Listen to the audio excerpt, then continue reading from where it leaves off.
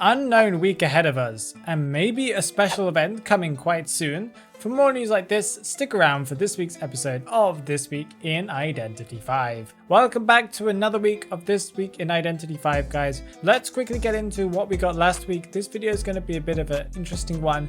So last week we got Season 21 Essence 2, where we got the S tier skin for Doctor, the A tier skin for Novelist, and the A tier skin for Nightmare, along with some other B tiers, of which Lucky Guy had a B tier. Everybody got that B tier apparently.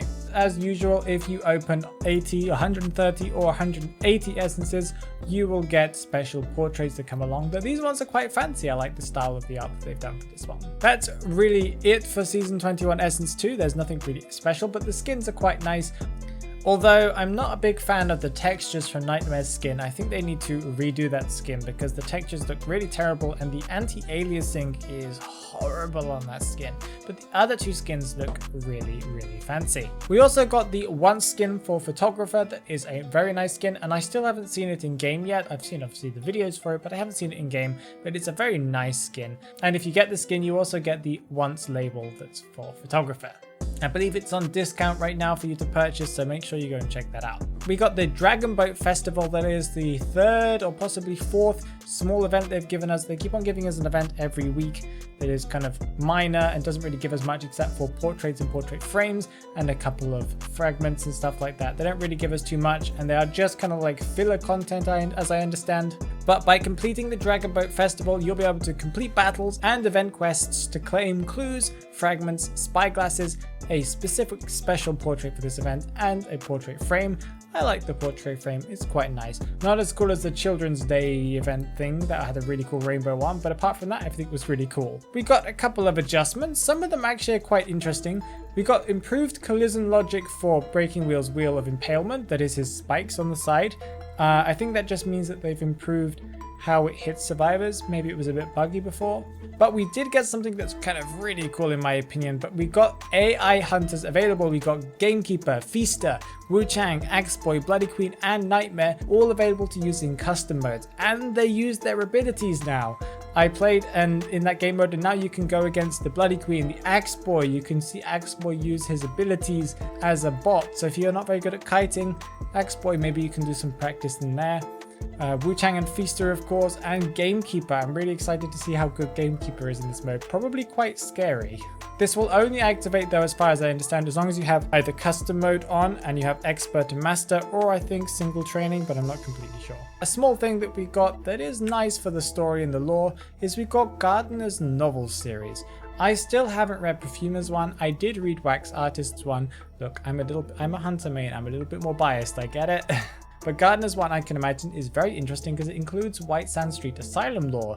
That is something that I am a big fan of because I like White Sand Street Asylum, the map at least. So it'd be interesting to know a little bit more about what goes on in there. And over the weekend, we got the IVL Summer League, where I think it was China playing. I'm not completely sure, but Chinese players were playing, and I haven't watched it, but I'm really looking forward to seeing the replays of the event because, of course, competitive Identity 5 is always very interesting and leads us to know which characters are probably going to get buffed and nerfed in the future. Let's talk about what we're going to get this week, and you guys are going to be possibly disappointed, or maybe NetEase is just hiding something, because we've got, first of all, the Female Dancers Character Day on the 9th of June. That is the day of the patch note, if I'm correct. This means that you'll be getting the usual things that we get for the third character days. But that is all we're getting this week. And the following week too, possibly. Until the following patch note, we aren't getting anything, or at least NetEase hasn't added anything to their calendar, and they haven't announced anything. They haven't announced any buffs, any nerfs, any adjustments. The Cypher Rush nerf has apparently just been scrapped because it's not in the test server anymore. These rumored changes for Evil Reptilian and stuff have not surfaced at all. And we're just kind of waiting on nothing, apparently. So that's really all we're getting, Female Dancers Character Day. How about some rumors and some leaks? Well, because NetEase has been going after all the leakers in this game, there aren't any leaks either. So now all that we know is the 16th of June we'll be getting the Alexander pet. That is the following patch update. we might be getting a summer solstice event because it's been added to the Chinese Identity 5 calendar as being a special day. So maybe we'll get something on that day, or maybe we'll get something that week, but that's all they've given us yet again. I feel like this is the most important time for NetEase to be giving us content because people are finishing up for the summer. This means that people are now kind of having more free time. And if there's nothing really exciting happening during the summer, then I feel like a lot of players are just going to stop playing because there are other things they can be doing with their excessive amount of free time. Moving on to the talk in the manner where I respond to your comments that you guys left on my recent videos. Nagito's Jacket says, I don't think Pulun is that hard to play. I picked him up just knowing the basics and it wasn't that bad. Well, I think it really depends on which device you are on. If you're on PC, I think it's a little bit easier. If you're on mobile, I think it's much more difficult. But I do think for beginner players that are still learning the maps, they don't even know how the maps work, then kind of trying to navigate getting stuck on things is just incredibly frustrating. And trying to chase survivors and running over them when you can barely even control your own character is pretty difficult. So this is why I put him so low down, because he's just such a complicated character for someone who is still trying to work out where they're supposed to go and what even cipher machines are. Noir says, my first hunter was Ripper and I played him so much. I've played Violinist and Wu Chang quite a lot. Then I started to use Nightmare and now Lucino. I just think he's fun and I'm enjoying. The only problem I have with Lucino and Ripper are the short hitboxes, especially because my ping is bad and I lag often. Ripper was one of, I think, the first hunter that I purchased, and I also bought Wu Chang and Violinist relatively soon afterwards, as well as Lucino. I was a Lucino main originally, and then I moved to be over to a Violinist main, and then I became a Percy main. But yeah, I completely understand the hitbox thing.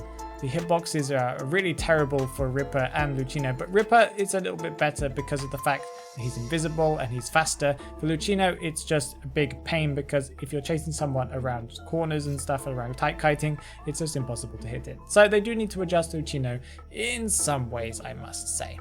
The Mad Eye says on my video that is about Dead by Daylight Mobile says, nope, it's very bad graphics and super late. Meow, the PC is advanced and mobile is late. Okay, so a lot of people have commented on this and I'm completely aware of how behind the game is on mobile. But the point is that there are a lot of characters that are unplayable on mobile. For example, there is no Huntress, for example, and any kind of character that comes out after this does need to be adjusted to the mobile. That does take a long time, and of course this is not Dead by Daylight's focus.